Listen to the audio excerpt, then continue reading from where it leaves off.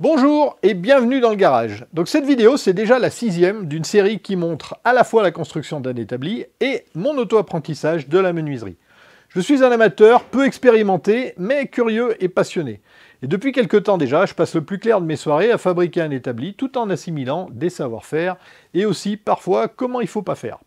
Et je partage le fruit de mes expériences avec vous. Donc évidemment, ces vidéos ne sont pas des tutos, mais vous allez peut-être quand même apprendre des trucs en la visionnant.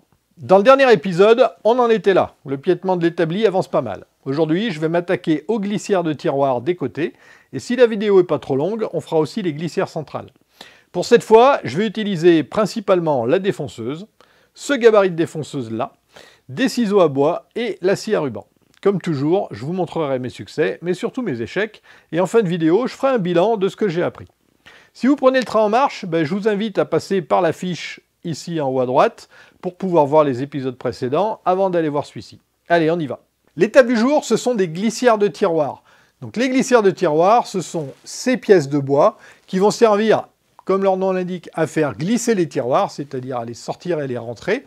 Les tiroirs vont s'appuyer sur les pièces et en même temps, les pièces seront au-dessus et en dessous du tiroir et la pièce du dessus servira d'anti-basculement, c'est-à-dire que le tiroir, quand il sera sorti aux 3/4, il ne va pas tomber parce qu'il va être retenu par la glissière du tiroir qui est juste au-dessus de lui. Alors il y a des étapes que je n'ai pas filmées parce qu'elles n'ont pas d'intérêt pour vous, parce que vous avez déjà vu, et notamment par exemple, j'ai déjà tracé sur les pieds les emplacements des découpes qui vont accueillir les glissières de tiroir. Par contre, j'ai eu quelques petits soucis et je vais vous en parler tout de suite. J'ai commencé par tracer les découpes des supports de tiroir sur cette première pièce. Alors cette pièce, elle va ici à peu près. Donc pour vous repérer, là, on est à l'envers. C'est-à-dire qu'ici, c'est l'arrière de l'établi. Et là, c'est l'avant. Mais peu importe. Donc cette pièce, elle va ici, sur le pied qui va supporter la presse. Donc le pied avant gauche. Et ce que j'ai fait, c'est établi démonté, bien sûr. J'ai utilisé cette pièce comme référence pour faire mes traçages sur le pied arrière ici. Ensuite, quand j'ai fait mes traçages ici, j'ai utilisé ce pied comme référence pour faire mes traçages là. Puis, j'ai utilisé ce pied comme référence pour faire le traçage ici. Et j'ai vérifié ensuite que sur ce pied-là et cette pièce-là, on était toujours alignés. On est précis, mais impeccable. Avec le tranchet, ça va super bien et il n'y a pas d'erreur. Donc, c'est-à-dire qu'en reportant 1, 2, 3, 4 fois les cotes, j'ai pas d'erreur à la fin. Je retrouve exactement au dixième de millimètre près mes mêmes cotes. Donc, a priori, c'est la bonne méthode. Mais non. Mais je vous explique pourquoi. Les découpes que je vais faire, c'est pour mettre en place les glissières de tiroirs. Des pièces qui vont aller ici pour supporter les tiroirs et les faire glisser. Donc, il faut que le tiroir du bas, par exemple, la glissière, elle soit exactement à la même hauteur que le montant horizontal qui se trouve ici. De ce côté, c'est pas facile à voir parce qu'on n'a qu'un coup de tranchet, mais faites-moi confiance. Le trait ici est parfaitement aligné avec le montant. Donc, tout va bien. Par contre, de l'autre côté, c'est pas le cas. De ce côté-là, par contre, le trait est trop haut. Si je place mon équerre ici, je vois que le trait n'est pas à niveau. Et bien, c'est pas grave, je vais reprendre ça. Donc, pour reprendre mes traçages, je vais prendre des repères. Je vais prendre ma règle, ou mon équerre, dans ce cas-là. Je vais la plaquer sous le montant. Et je vais prolonger l'emplacement du montant pour corriger la hauteur de mes découpes. Donc ça, c'est facile à voir, c'est mon traçage d'origine qui est théoriquement bon, et dans la pratique, la bonne mesure, elle est 1 mm à côté, ici. Donc pour le corriger, c'est facile, je mets mon tranchet dans mon repère, mon équerre pour un traçage d'équerre,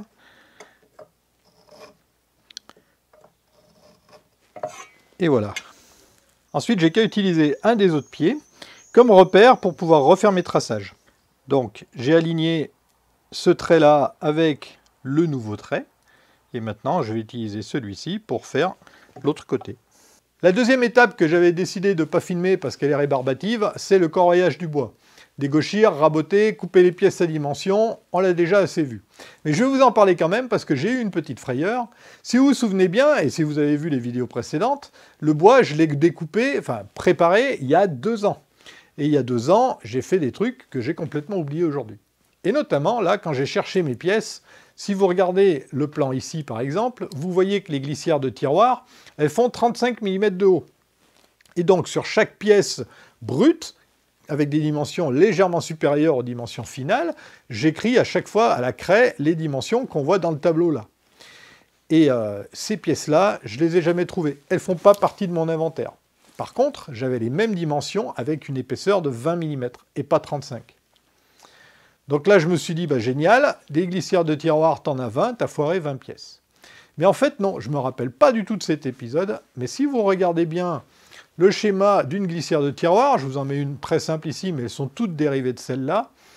En fait, les pièces sont en 2 parties. Il y a une première partie plus large en bas, une base qui fait 20 mm de haut, et une deuxième un peu plus étroite au-dessus qui fait 15. 15 et 20, 35, le compte est bon. Et donc, quand j'ai préparé mon bois, j'ai réfléchi un peu à l'époque et je me suis dit que ça serait beaucoup plus facile de faire une pièce de 20, une pièce de 35 à peu près rectangulaire et d'ensuite les coller. Ce qui, ma foi, n'est pas bête. Par contre, je m'en souvenais pas et je me suis bien fait peur. Donc ce bois, il est prêt aujourd'hui, je vais vous le montrer. Donc j'ai là 4 groupes de pièces pour fabriquer à chaque fois 5 tasseaux. Le premier groupe, c'est les tasseaux de gauche. Le dernier groupe, les tasseaux de droite. Et donc les tasseaux centrales au centre. J'ai déjà prédécoupé donc mes pièces à dimension. J'ai également préparé toutes les découpes que je dois faire sur ces pièces. On va les faire aujourd'hui, mais d'abord, on va s'occuper des découpes des pieds. Pour fabriquer ces encoches, j'ai plein de solutions. J'aurais pu, par exemple, choisir de les faire au ciseau à bois, complètement à la main, ou avec d'autres outils à main. Mais ce n'est pas l'option que j'ai choisie pour aujourd'hui. J'aurais pu aussi les faire à la mortaiseuse. J'ai aussi rejeté cette idée, je vais les faire à la défonceuse. Et pour ça, je vais utiliser ce gabarit de défonceuse que je vais utiliser concrètement pour la première fois. Je l'ai construit il n'y a pas si longtemps. Je vous mets le lien ici si vous n'avez pas vu la vidéo. Et donc, il va bien me servir pour ce projet et pour bien d'autres encore. Donc, je vais vous montrer un petit peu. J'ai fait un essai là sur un bout de palette. J'ai commencé par régler l'écartement du gabarit pour pouvoir faire une encoche ici de précisément 20 mm. Pour voir comment on règle ce genre de gabarit, allez voir la vidéo de fabrication, j'y explique tout. Une fois que j'ai fait ça, j'ai collé dessous au double face la pièce de bois qu'on voit là, qui est en fait une pièce martyre, c'est pas la pièce qu'on veut découper, et j'ai fait une première lumière à l'intérieur, finalement, de 20 mm. Ça va me servir à positionner le gabarit sur le bois. Le bois que je veux découper, dans le cas du test ici, c'est le morceau de palette qui se trouve là et qui passe dessous. Et donc j'ai fait un marquage sur ce bois de 20 mm. Pour pouvoir placer précisément mon gabarit, j'ai aligné le marquage, donc les 2 traits espacés de 20 mm, avec ma lumière ici. Voilà, donc je suis placé, mais très précisément. Je vais maintenant démonter le gabarit de la pièce pour pouvoir découvrir avec vous la rainure que j'ai faite, vérifier ses cotes, aussi bien en largeur qu'en profondeur.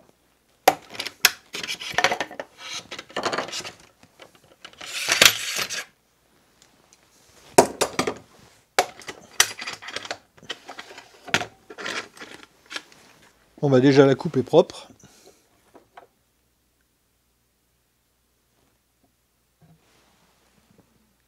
J'ai pile 20 mm et la profondeur doit faire 10 mm. Eh ben, mais c'est pas mal du tout ça. Allez, valider. L'idée, c'est d'aligner le gabarit avec ces 3 traits-là. Eh ben, c'est parti. On va voir ce que ça donne.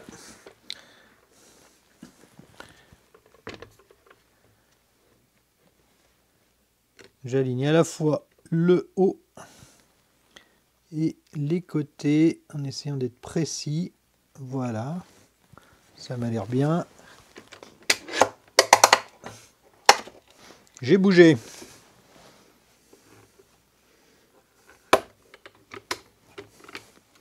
Ah, ça bouge encore. Voilà, donc désolé, j'ai dû retirer la caméra pour faire mon réglage parce que sinon j'y arrivais pas. Je vais en profiter pour tester une fraise hélicoïdale. Il paraît que ça déboîte pas mal. On va voir ce que ça donne.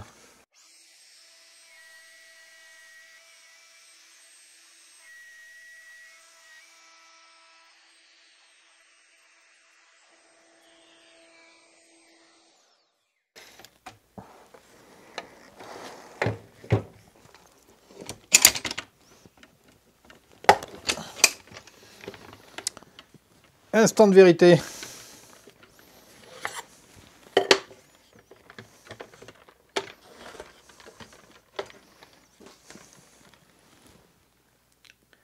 Je me suis foiré d'un bon millimètre. Bon, j'ai compris pourquoi mes repères et mon gabarit, je pensais qu'ils étaient alignés, mais en fait, ils ne l'étaient pas. Et le coupable, c'est lui, le rouleau de scotch double face.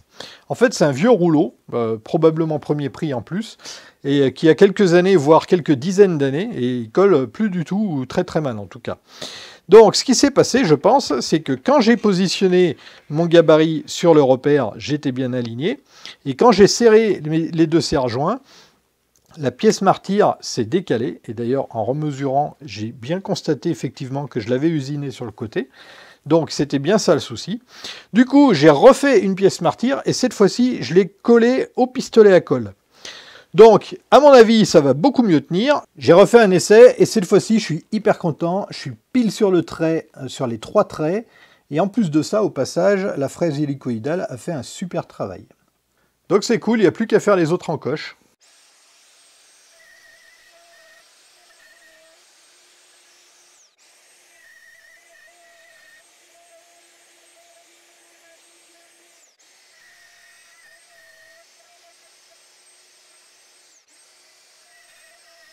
Bon, alors voilà le résultat. Alors honnêtement, c'est pas aussi bien que ce que j'aurais cru. On a des décalages de l'ordre de 4 dixièmes, je dirais, moins d'un demi-millimètre. En tout cas, ça vient du fait, je pense, que la pièce martyre en mélaminé est un mauvais choix, parce qu'elle glisse beaucoup trop. Déjà, quand je serre les serre-joints, je suis obligé de tapoter pour repositionner le gabarit. Donc ça, c'est pas génial. Et en plus, là, il est vraiment glissant, quoi. Donc, même une fois serré, je fais attention avec la défonceuse de ne pas bousculer le gabarit, parce que j'ai peur de le déplacer.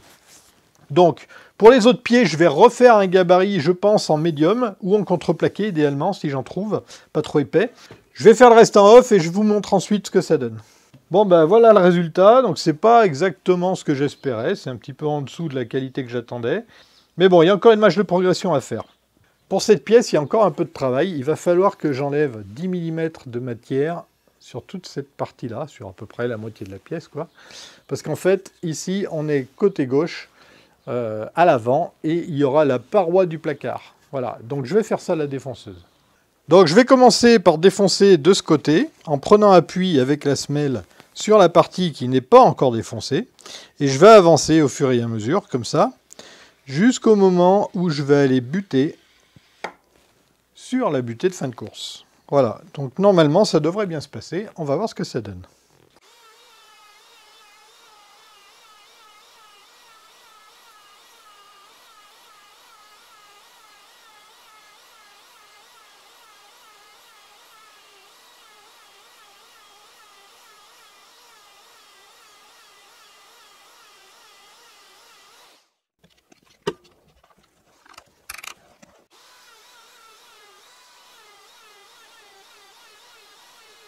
Bon, il y a des petits défauts parce qu'en fait, c'est pas toujours simple d'être parfaitement à plat sur une si petite surface et avec cette semelle qui est pas bien grande, d'autant plus qu'il y a une grande ouverture sur cette machine-là. J'ai quand même voulu l'utiliser parce qu'elle est plus légère, plus facile à manier que l'autre et surtout, elle a une bien meilleure visibilité. Malheureusement, elle est en fin de vie et le système de verrouillage de plongée commence à lâcher un petit peu, ce qui fait qu'ici, on voit une trace. Je ne sais pas si vous voyez, vous, mais la fraise a commencé à plonger. Alors, je m'en suis rendu compte, heureusement, et j'ai pu rattraper le coup. Mais globalement, la méthode est bonne. Les glissières de tiroir sont pas toutes pareilles. Il y en a des plutôt simples et il y en a des sacrément biscornus. Ça vient du fait qu'il y a un placard qui va venir s'incruster dedans, et donc il y a certaines pièces, comme celle-ci, qui vont nécessiter d'enlever de la matière. Donc je vais commencer par faire ça sur ces pièces particulières, et ensuite je ferai les découpes. Donc l'idée, c'est de faire une feuillure finalement, retirer 10 mm sur une des glissières de tiroir qui se trouve ici. Donc ça, idéalement, je l'aurais fait à la défonceuse sous table, mais j'en ai pas encore. Donc là, pour l'instant, j'ai bricolé ce petit montage. On a plusieurs glissières de tiroir qui sont fixées pour faire un appui à la défonceuse, et une autre glissière qui est montée ici et qui va servir de butée comme pour tout à l'heure. Voilà. J'aurais pu aussi le faire avec le gabarit pour défonceuse, mais j'avais envie de changer de technique.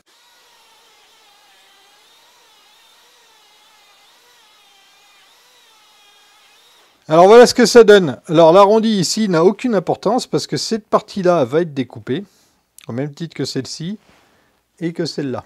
Pour faire les découpes, je vais m'essayer à la scie à ruban, parce que pourquoi pas.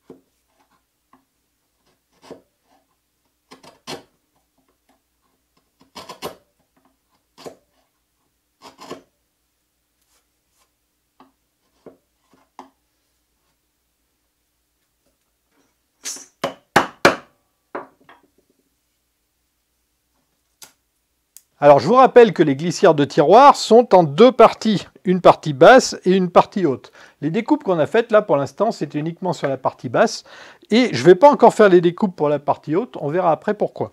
Donc maintenant je vais préparer le collage pour coller la partie haute au-dessus de la partie basse, comme ça. Donc j'ai ma colle, mon pinceau, les serre-joints à mes pieds, la place ici pour stocker le matos, les plans pour ne pas me planter et les pièces que je vais assembler au fur et à mesure. Allez, c'est parti!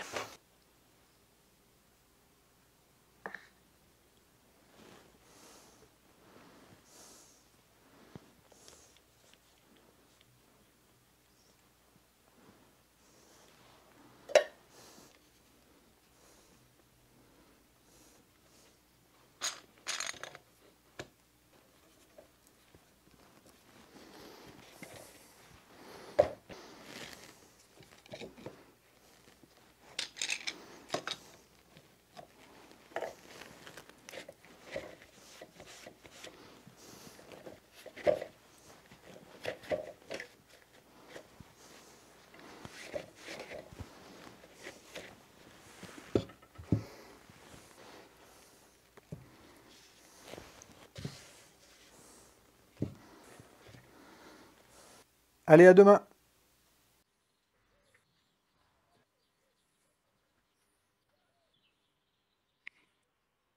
Donc voilà à quoi vont ressembler les coulisses de tiroir, tout du moins sur les côtés de l'établi, et pour la plupart. Il y en a 7 sur 10 qui sont faites comme ça, je reviendrai sur les 3 autres après. Comment ça fonctionne? Ici, on a l'avant ou l'arrière de l'établi, et ici, l'arrière ou l'avant.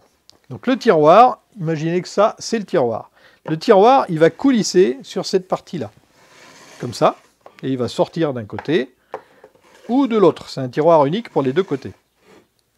Au-dessus, on aura d'autres tiroirs et la glissière du dessus servira d'anti-basculement pour quand le tiroir va sortir, comme ça, il sera en appui dessus et dessous et il n'aura pas tendance à basculer comme ça. Voilà, ça c'est le principe de fonctionnement. Maintenant, on va parler des 3 coulisses particulières. En fait, côté presse, on va accueillir un petit placard Et donc, on aura un seul tiroir qui sera de ce côté-là, qui sera beaucoup plus petit que les autres, à l'arrière de l'établi.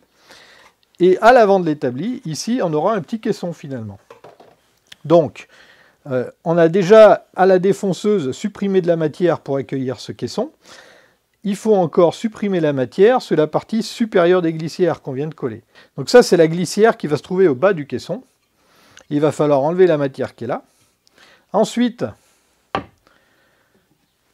on aura une deuxième coulisse qui va être au milieu du caisson. Et là aussi, il va falloir enlever un morceau. Et une troisième coulisse, la coulisse du haut, qui se met dans l'autre sens, celle-ci. Attendez que je me retrouve, voilà. Et qui va se retrouver comme ça. Et là aussi, on va devoir enlever de la matière. Alors pour enlever la matière sur ces coulisses, je vais tout simplement utiliser une fraise à affleurer. Une fraise à affleurer, c'est une fraise d'un certain diamètre qui a un roulement en bas, puisqu'on la tient comme ça, du même diamètre que le diamètre de coupe. Et l'idée, c'est qu'on va utiliser la défonceuse en s'appuyant sur cette face-là, et on va aller promener notre fraise en la mettant en appui sur la face qui nous sert de référence, donc celle-ci. Pardon. Donc, je vais mettre ma défonceuse, régler la hauteur pour être ni trop bas ni trop haut, me mettre le roulement en appui ici, et je vais aller promener ma fraise en m'appuyant sur cette face-là, jusqu'à arriver en contact avec cette face-ci, et je repars comme ça. Bon, finalement, je ne vais pas utiliser la grosse fraise parce qu'elle ne passe pas. J'ai de la chance, la petite passe, mais de peu.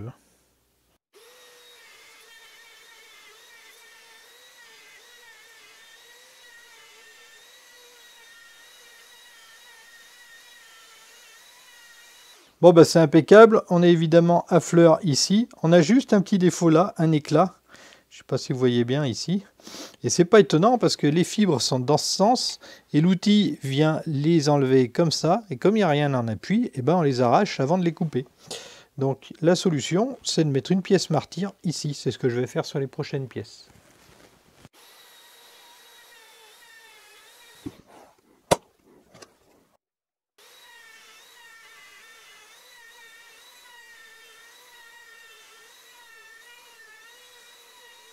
Voilà, donc la matière en trop, elle n'est plus là, c'est parfait. Maintenant, le caisson, il va avoir la place sur toute la hauteur pour se loger ici. Il reste juste à arrondir les angles et ça va être vite fait d'un coup de ciseau. J'ai juste à caler mon ciseau sur la surface qui est déjà équarrie ici pour pouvoir enlever la matière en trop qui se trouve dessous. Je suis bien en appui.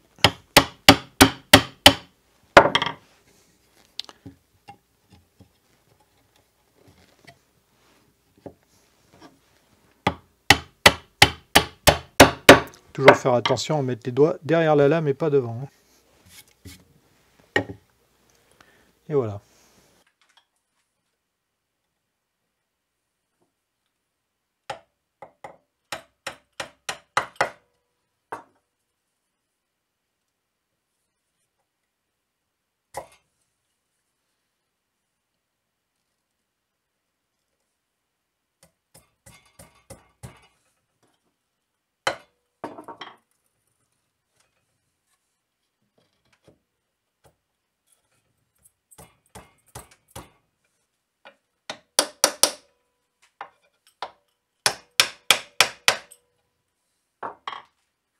Allez, on teste le montage.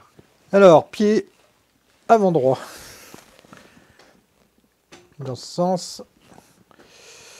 Pied arrière droit. Dans ce sens. Traverse du haut. Attends. Oui, c'est ça. Allez. Tac.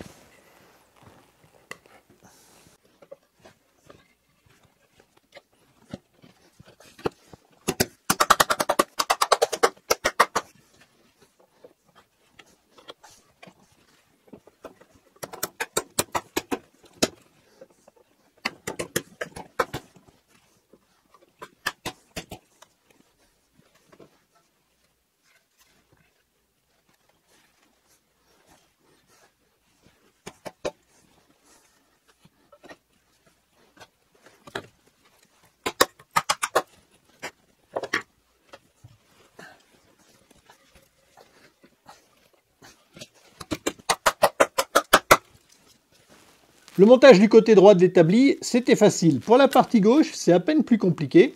J'ai commencé à monter la structure. On a les supports de glissière de tiroir d'un côté ici, mais pas du côté de la presse. Pour la presse, il faut que je monte cette pièce quelque part par là. Et pour la positionner, eh ben, j'ai monté un des montants horizontaux. Et oui, parce que l'horizontal est là, parce que mon établi est penché comme ça. Sinon, c'est pas pratique. Voilà, donc je vais me servir du montant ici comme référence pour pouvoir positionner ma glissière d'étagère au bon endroit. Donc, je vais prendre une glissière d'étagère. Je vais la monter à sa place. Donc, ici et là. Si j'y arrive, en tout cas, je vais peut-être faire l'inverse. Je vais d'abord la monter là. Voilà. Et ensuite, allez, ce sera peut-être plus simple, comme ça. Tac. Je la mets en place correctement. Voilà. Et donc ici, il suffit de faire correspondre cette face-là avec cette face-ci. Donc ça se met comme ça. Et il n'y a plus qu'à repérer. Je n'ai pas préparé mon chantier. Et il n'y a plus qu'à repérer, je disais, l'extrémité du bout de bois. Elle va aller ici.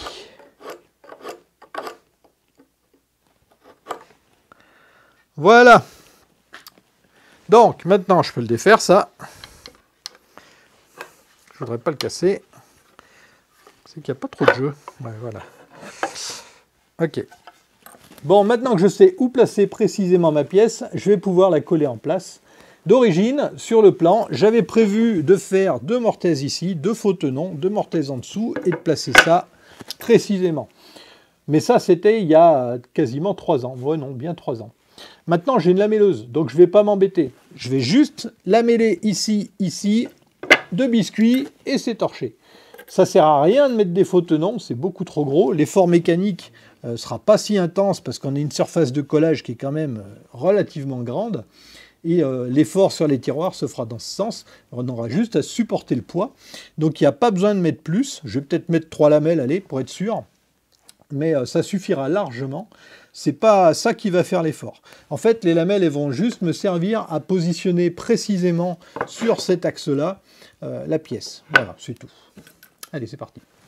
Donc, si je veux mettre 3 lamelles, je vais en mettre une ici, mettons, une là, et la troisième, idéalement, il faudrait que je la mette là, mais malheureusement, je n'ai pas d'appui ici, puisque la surface a été supprimée. Il faudrait que je prenne appui de ce côté-là, avec la lamelleuse, sur cette face, et de ce côté-là, sur la lamelleuse, et si je le fais ici, que je suis en contact, je vais faire ma lamelle 10 cm trop loin par là-bas. Donc, si je veux mettre une lamelle de ce côté-là, il va falloir que je prenne appui en partie là-dessus. Et je peux au maximum, raisonnablement penser, mettre ma lamelle ici. Ici.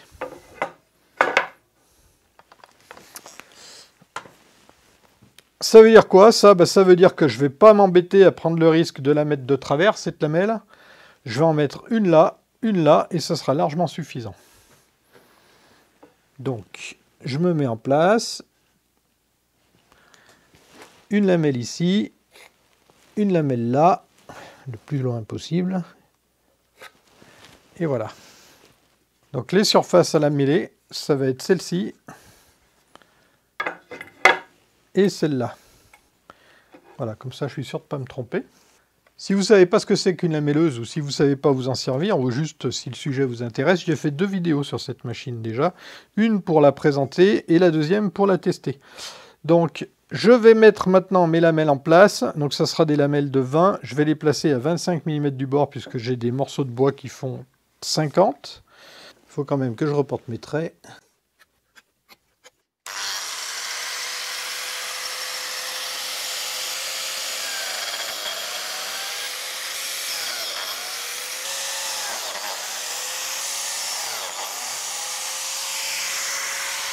Ah, ça va quand même plus vite qu'à la mortaiseuse. Bon, j'ai avancé la pièce au-delà du bord de l'établi pour pouvoir facilement passer les serre-joints dessous. C'est pour ça que je l'ai fixé avec ce serre-joint-là.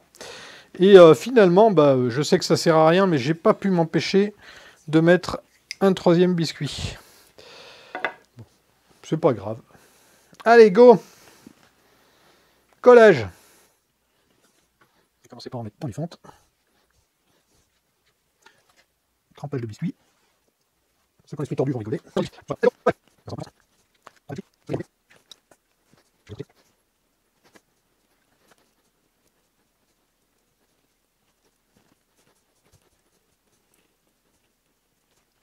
On est le lendemain et on passe au montage.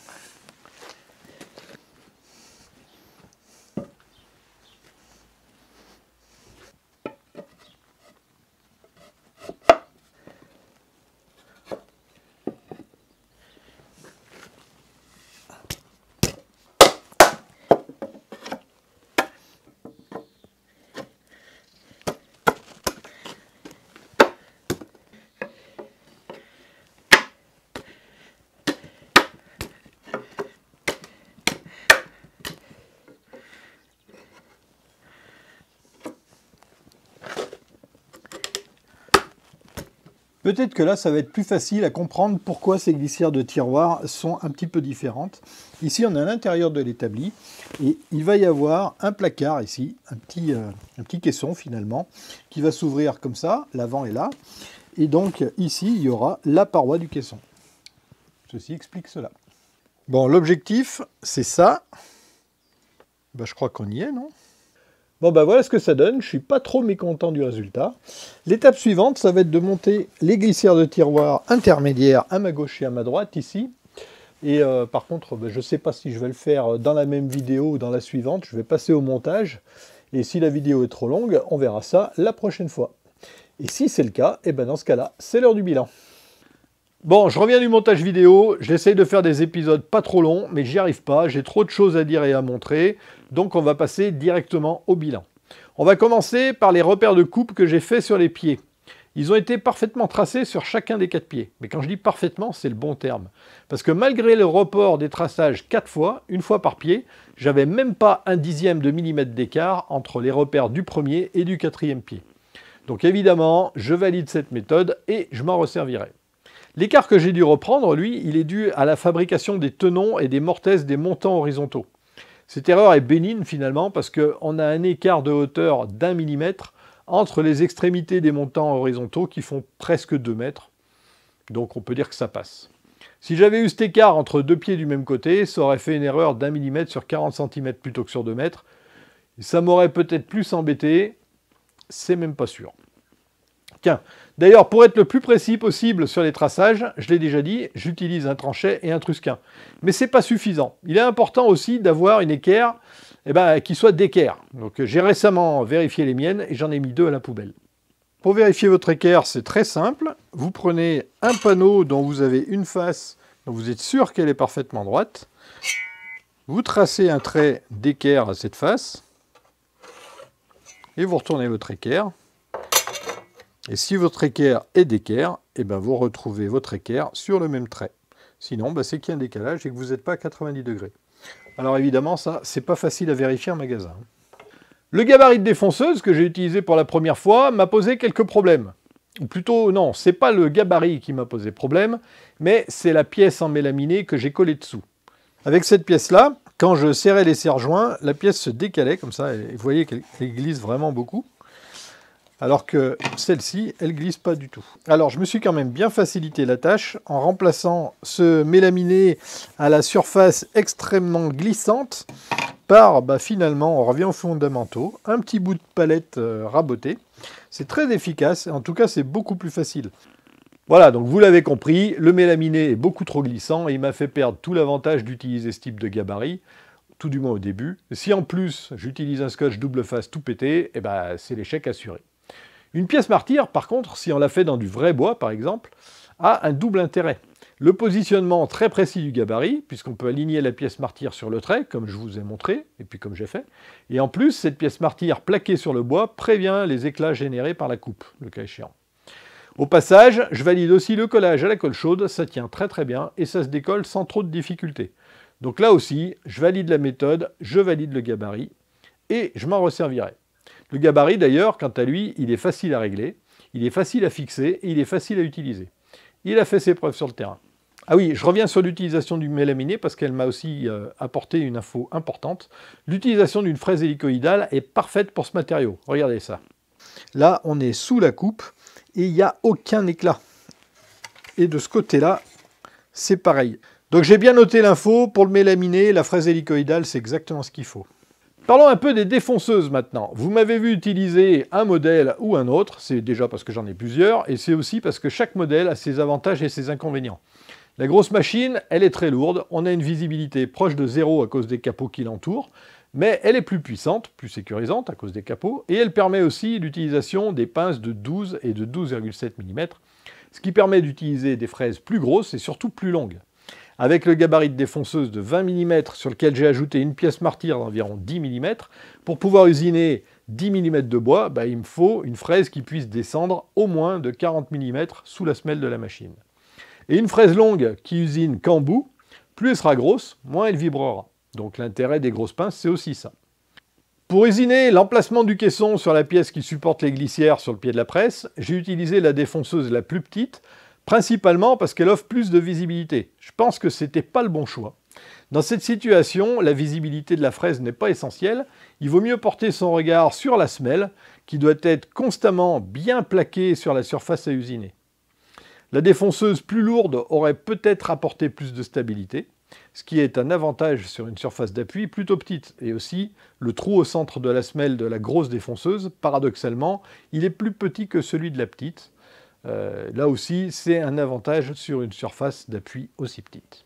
Bon, en plus de ça, ma petite défonceuse arrive en fin de vie. Le système de verrouillage de la profondeur déraille de plus en plus, malgré plusieurs nettoyages soigneux. Et la fraise plonge plus que prévu, parfois en cours d'usinage. Donc ça, c'est pas terrible. Donc il va falloir que je m'en débarrasse, mais j'y arrive pas encore. Que ce soit pour faire la feuillure sur les parties basses des glissières ou pour supprimer la matière en trop sur les parties hautes, la défonceuse est définitivement l'outil parfait. Une toupie ferait pas aussi bien le travail, les outils sont trop gros. Alors que là, une fraise à affleurer de 8 mm et c'est vite fait. Même chose pour les encoches qui accueillent les glissières de tiroir d'ailleurs. Le seul outil que je verrais encore plus approprié dans ce cas-là, ça serait un outil à main, ça serait une guimbarde. C'est ça, une guimbarde. Ça m'aurait bien plu de le faire avec cet outil, mais j'ai pas la chance d'en posséder malheureusement.